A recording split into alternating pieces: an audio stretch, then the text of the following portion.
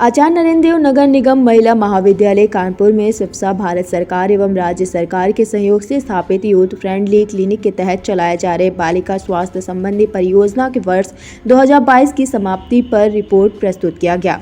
कार्यक्रम का मुख्य विषय समाज में बढ़ रहे बालिकाओं संबंधी यौन अत्याचार विषय को ध्यान में रखते हुए एक नाटक का मंचन क्यू क्लब के पीयर एजुकेटर्स द्वारा किया गया, जिसके तहत लड़कियों को जहां एक तरफ आत्मरक्षा संबंधी ज्ञान की आवश्यकता है, वहीं दूसरी तरफ इस बात पर जोर दिया गया कि बेटी बचाओ बेटी पढ़ाओ की जगह वक्त आ गया है कि बेटों को बचपन से ही संवेदनशील बनाया जाए तो आगे चलकर महिलाओं का सम्मान करना सीखे। इस नाटक को प्राची श्रीवास्तव द्वारा लिखा गया तथा पूजा, मानसी, आयुषी, नैन्सी, साक्षी, जयांसी एवं ऋतु द्वारा मंचन किया गया। वर्ष भर चले 2 दिवसीय 4 कार्यशालाओं के 12 रिसोर्स पर्सन को सम्मानित किया गया, जिन्होंने महिलाओं से संबंधित कानूनी अधिकार, उनके शारीरिक एवं मानसिक स्वास्थ्य के साथ साथ युवाओं के व्यवहार संबंधित विकृतियों को कैसे दूर किया जाए, इन विषयों पर रोचक तरीके से चर्चा की गई। आज परियोजना के वार्षिक समापन में सगुन वर्मा, प्रज्ञा कश्यप, अनुष्का सिंह तथा लीना गुप्ता को सर्वश्रेष्ठ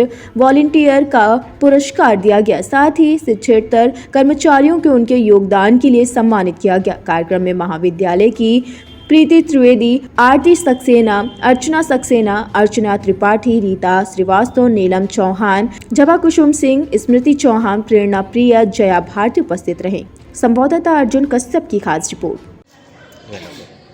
मैं professor Ritambara, principal AND college Kanpur. Programme के बारे में बताइएगा।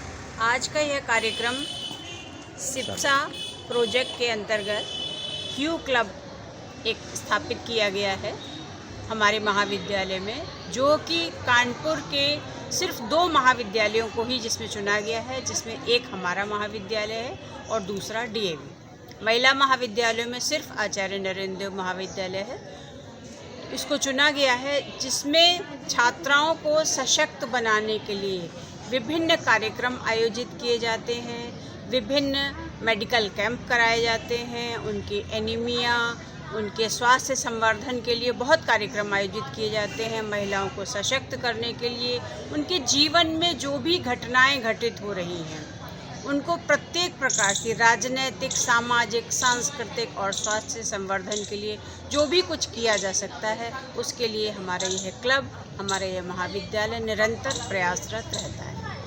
आज का यह कार्यक्रम भी बेटी बचाओ के कार्यक्रम के तत्वावधान में, बेटी बचाओ जो दिल्ली में घटना हुई, जो और पूरे शहर क्या, प्रदेश क्या, देश में घटनाएं होती रहती हैं, उन सबको ध्यान में रखते हुए उस पर आत्मसात करते हुए बच्चों ने यह प्रोग्राम प्रदर्शित किया है, जिससे कि समाज में जागरूकता उत्पन्न हो। और हमारा महाविद्यालय निरंतर इस पर कार्य कर रहा है और सिप्सा के द्वारा दत्त यह प्रोजेक्ट हम उसका बखूबी कार्य आगे बढ़ा रहे हैं। जी मैडम। मैं प्रोफेसर राजकिशोरी सिंह, नोडल अधिकारी सिप्सा। आपको जैसे बता दें कि सिप्सा जो है गवर्नमेंट के द्वारा प्रदत्त, गवर्नमेंट ऑफ इंडिया और स्टेट गवर्नमेंट की तरफ से ये एक प्रोजेक्ट है, जो मेरे कॉलेज को, जैसा कि प्राचार्य मैम ने बताया, कि स्पॉन्सर किया हुआ है।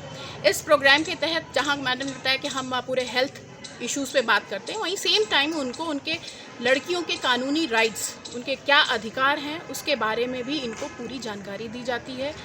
ये अपनी सुरक्षा कैसे कर सकें, इसके बारे में इनको अवेयर किया जाता है, इनको पूरा बताया जाता है कि 1090 पर अगर आप किसी मुसीबत में है तो कैसे 1090 का इस्तेमाल कर सकते हैं। इसके अलावा भी इनके पढ़ाई से संबंधी अधिकार, इनके एजुकेशन से संबंधी अधिकार, इनके संपत्ति से भी संबंधित अधिकार, इवन इनका आफ्टर मैरिज भी अगर कुछ दिक्कत आती है तो उसके क्या क्या हमारे लीगल राइट्स हैं, उसके लिए भी इनको अवेयर किया जाता है।